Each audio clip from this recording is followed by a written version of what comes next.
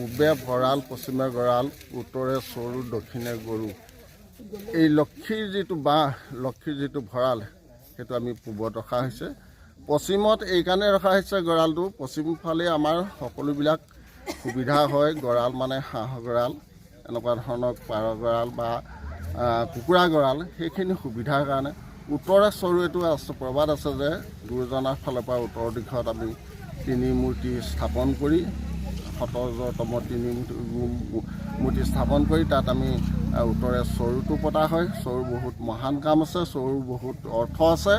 তাৰপিছত আমি দক্ষিণে গৰু।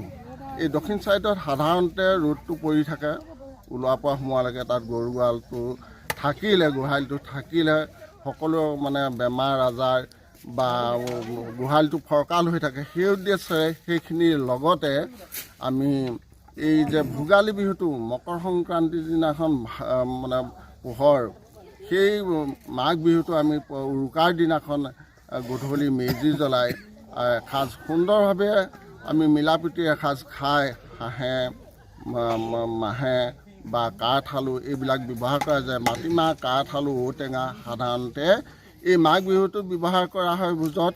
লগতে পাতিহাঁহ থাকে আৰু বিভিন্ন ধৰণৰ চিৰা, পিঠা, দৈ, চুঙা চাউল বা চুঙা পিঠা, ঘিলা পিঠা, তেল দিয়া পিঠা, তিল পিঠা।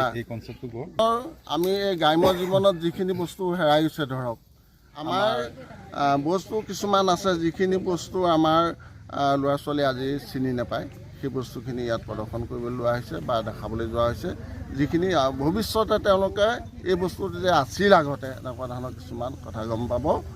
আৰু বিশেষ আমি বহুতখিনি আয়োজন কৰা হৈছে, সময়ত আমি ক'বলৈ অকণমান